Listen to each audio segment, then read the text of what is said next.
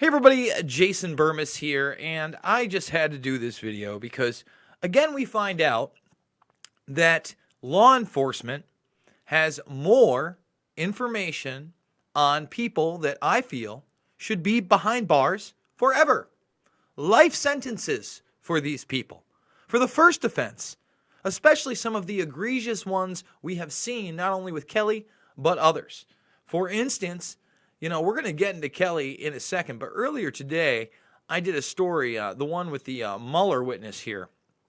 And guys, look at this man. We're going to play some of this video. And when you find out that the guy was arrested in 1991, he's a key witness, how many citations go on, it's absolutely unbelievable. And they leverage these people. Are we getting that yet? People like R. Kelly are leveraged. Okay? And, the media is going to say, oh, well, the Bill Cosby unfair treatment defense work. Who cares? Bill Cosby's behind bars. It's a non-issue. R. Kelly is not behind bars yet. And when you find this out, TMZ is reporting this one. Look at that headline. The feds have them. There are more tapes. Of course there are more tapes. We saw right before he got arrested, one of his underlings at his office taking computers out of the office. Okay? There's a ton more tapes.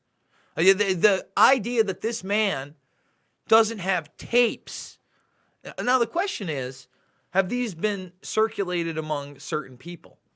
And maybe that's one of the reasons that he's kind of being protected. There's been trafficking talks. But I'm going to read this right here. Because again, this comes in court. In depositions and hearings. Former employee of R. Kelly told a grand jury, this guy's still, how is he walking around? We know he married a 15-year-old girl and had it later annulled. We all know what the first tape was about and how they obfuscated that. And the dozens of other cases is beyond me. Money, power, fame. You had a certain class, and apparently you can do what you want. Okay? Oh, boy. Listen to this.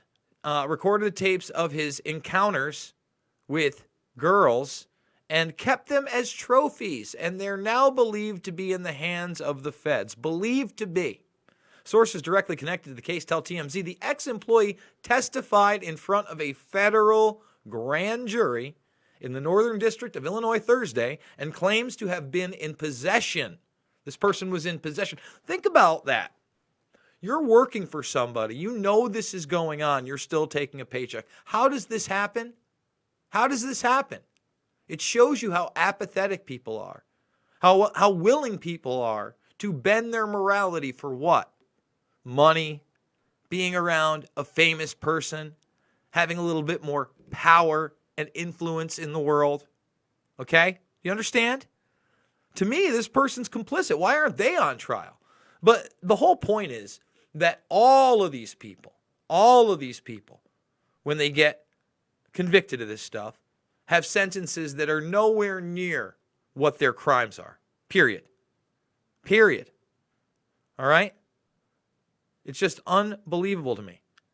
So she did this Thursday and claims to have been in possession of these things. It's crazy. We're told the former employees told grand juries R. Kelly paid a large sum of cash to the employee, and in return, the employee handed a tape over to the singer. This person should be charged with CP, obviously, and other crimes. This is unbelievable. We're told somehow the tape in question ended up in the hands of Cook County State's Attorney Kim Fox. Our sources said the employee testified they gave the feds several other tapes featuring Kelly. We're told the former employee said R. Kelly's crew knew full well Kelly had a penchant for having with underage. But rather than blow the whistle on him, they actually helped the singer procure. There it is right there. Procure these girls. Okay? They acted as procurers. They should be doing jail time. I'm sure they trafficked in them. Now, I want to go to this Nader clip because this really does illustrate how they leverage people and how this really goes on high levels. All right? For instance, this guy who we're going to talk about, George Nader, He is arrested in January of 2018. Now, in April of 2018, charges are brought, but they're all sealed, so nobody knows what's really going on. And he hadn't been arrested yet. Now, they obviously leverage him, as when you find out how many times he's cited in the Mueller report. This is how they work. They know what you've done. They've got blackmail on you. But at the same time, this guy was probably dealing in some Remember, who is he connected to? He's a high-level Trump administration guy. Think about that. So let's play this clip really quickly. Earlier this morning, George Nader, who was one of the key witnesses in Special Counsel Robert Mueller's investigation, was arrested when he arrived in New York at JFK Airport on allegations and charges he was transporting images of children involved in graphic videos. Now, think about that. Now, these aren't just photographs. Children involved in graphic videos. You would think there's a good chance that these videos are for sale. Who's he selling them to? Well, he's around the political elite. He's around the corporate elite. Who do you think he's selling them to? Give me a break. Now, again, this becomes leverage in the Mueller case, but we'll continue with the clip. These charges were unsealed today, but they were initially made in April of 2018. That was after Nader had already been cooperating with Robert Mueller's team. He was a key witness in that investigation, cited in over 4 dozen footnotes in the report, and also providing information and testimony relating to the Seychelles meeting where Eric Prince met with a Russian money manager. Now, let's stop that. He's also in meetings around Eric Prince, the PMG guy. The guy that also kind of threw Hillary Clinton into the Epstein Island case, okay? Think about that as well. That's a reality. So now we have this guy. Now, she's talked about April, but, earlier today we went over the facts of the case, and the thing is that they had him in January. So in April, they just kind of brought in the indictment and say, hey, man, this is what we got on you. And then he's 4 dozen footnotes in a report that doesn't prove Russian collusion at all. As well as a meeting with the Crown Prince of the UAE and members of Trump's transition team. Now, these charges today are not the first time that Nader has been charged with transporting child pornography. He was also charged in 1991 and pleaded guilty then. He's being arraigned and presented in court in Brooklyn. Let's stop this now. That's right. He was picked up, I believe, at JFK Airport. So think about that. The UAE. Head of the UAE, he's involved with all these people. He's transporting images of videos that are out there. Think about that for a second. And he's already pled guilty to them in 1991. And remember, R. Kelly beats his first case. Somehow Slimy Avenatti gets a hold of some of these tapes. Yet this guy is still walking around. And, I understand this headline. It's the wrong headline.